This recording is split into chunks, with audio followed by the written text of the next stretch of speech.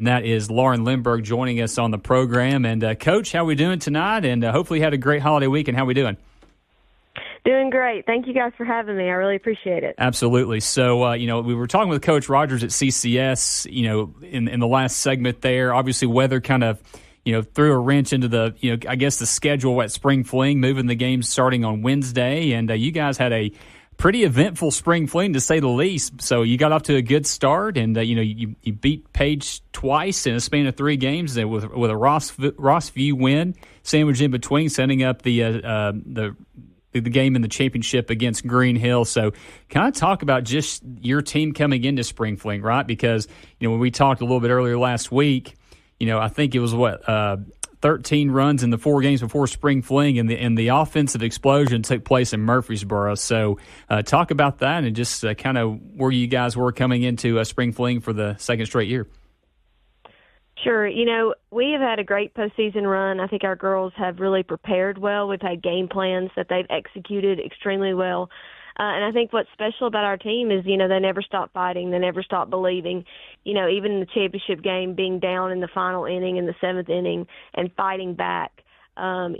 We've played some really tough competition this spring as we've gone through postseason, and the girls they've executed. They've believed, they've fought, they've loved each other, and like I said, I just couldn't be prouder of them. Getting there on Wednesday and the rain, that kind of gave us a pause. We knew that, it was going to be really important that we won the ball games, because if you don't win those ball games, you have to fight back through the losers bracket. It makes it just that much harder on your team and on your pitching. So, we knew that it was critical that we win those ball games. And like I say, the girls just did exactly, they've done everything that I've asked them to do since we started. I mean, this is something that they've had in their minds since we had our first meeting back in August.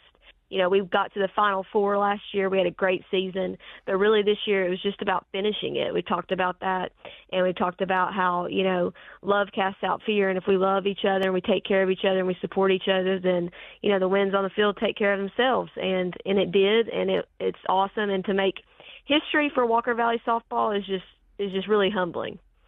Yeah, for sure. And, it was first team championship, I believe, since 2005. So definitely a little bit of a gap there. So I'm sure that the Walker Valley community and just the athletic department has just been, just over the moon with this accomplishment there. What's the mood been like on campus? Obviously when you guys got back, I'm sure the bus ride was a lot of exhaling and just be like, okay, the season's over, but hey, we're going to celebrate this knowing that we've made some history. Absolutely. We had a great bus ride back. It was fun. And then we had an escort that met us at the interstate, and we had some people out on the road cheering for us. And then when we got on campus, we just had a ton of people, faculty members, administration, family members, community members, former players, just a lot of people that showed up to cheer us on and to support us. I can't say enough about our fans. Just throughout the postseason, especially in Murfreesboro, they showed up. They were loud and proud. And it meant a lot to me, and it meant a lot to the girls. I told the girls and every former player, I've had a lot of former players text me over the last few days, and I've told every single one of them, you have a part of this championship. You laid a foundation for this to happen. You left a legacy, and Coach Chris Doan, who was the coach before me. All of those people, this belongs to everybody. And my assistant coach April Richards, who played in 2 state tournaments as a player at Walker Valley, and now is coaching at Walker Valley. Her blood, sweat, and tears have been in this program, and, it's for all of them. And I just appreciate the foundation that they laid so that our girls can experience this moment. Absolutely. And, the senior class you had this year, it seemed like, whether it was Amy Benson or Alyssa Davenport at the plate or Presswood on the mound, it seemed like all 4 or 5 of them contributed in a big way. Addison True scored, as a pinch runner late in that game against Green Hill. So kind of talk about just your upperclassmen and kind of the leadership they showed, especially, when you guys were down, I think it was 7-5 in that 7th inning you were mentioning there before the comeback. So kind of talk about just the leadership that they showed last week in Murfreesboro and all season long, really. Well, I think just being there the year before, and knowing kind of what to expect, I think was huge for us this year. I think our leaders, our senior leaders, like I've told everybody, a huge part of my heart is leaving Walker Valley next year. With Boogs, I can think of every player and something they did well in that championship game.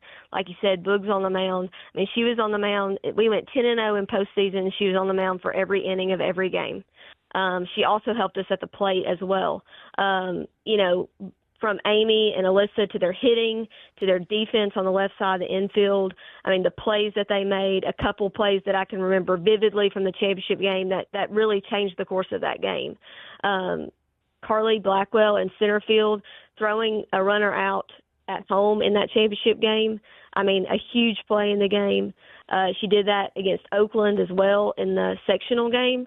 And like I said, Addison True, like great base running, scoring that run at the end there in the championship game. So I can think of like multiple plays throughout their 4 years as a Lady Mustang, but especially in this postseason where they stepped up either offensively or defensively or, on the bases. But like I said, we wouldn't be here without all of our girls. Every player I can think of, whether they were in the game, on the bench, they played their role to perfection. That's what we talked about all year is like, find your role, do the best that you can, do it to the best of your ability. If everybody does their role to the best of their ability, then we're going to be successful. And they did that. And like I said, I just couldn't be prouder of all of the girls, especially those seniors. I'm so happy for them and for them to have that moment. A lot of those girls came from different middle schools. They've played together for a long time. They came because they believed in Walker Valley softball and the program. And, I've watched a couple of them grow up since they were 6 or 7 years old. And it's just been an honor and a privilege to watch them grow. I know, with Carly and Alyssa and Boogs going on to play, next year in college, and then Amy and Addison, like those five seniors are gonna, they have definitely cemented their mark in Walker Valley softball history. Absolutely. And, we were at that region tournament a couple of weeks ago at Warner Park when the Ottawa game was going on there. Another you talk about community, you talk about just the support system you have. I definitely want to mention your husband, Corey, because, whether he's doing the PA announcing at your home games or that megaphone he trotted out there at Warner Park, the batteries have to be changed by now, right? Oh, absolutely. I mean, He has been a supporter. I mean, we met when we were in high school, and he has supported me through my playing days and now coaching days. And the thing about it is he's there when we win. He's there when we lose. We've had a lot of, exciting days at the ball field and a lot, several days where we're second guessing, what did we do here? Why did this happen? Through the wins and the losses. And he's been loud and proud, like, they call him the guy with the megaphone. But he was so loud at those games, and he's cheering whether we're, winning by 10 or losing by 10. And just to get the crowd going and to have somebody organize them, I think our crowd played a huge role in our games. They're loud and proud. They don't ever let up. And I just appreciate his support. And like I said, my parents were there, my in-laws. We had a lot of family and friends that were there at the games, and just to have them there and to share in that moment that we've worked so hard for years was just really, really special. Well, I guess he's the PA announcer / hype man for Walker Valley softball for sure. Exactly. Well, that's good stuff. Enjoy it while you can, because I know you're probably looking ahead to 2026 season next year. But hey, enjoy it for sure, and appreciate the time as always. And congrats again. We can't say anything more than that. Definitely a historic week last week for Chattanooga area softball, and you guys are a part of that. Congratulations. Thank you. We appreciate all your support and coverage. It means a lot. I appreciate that, Coach.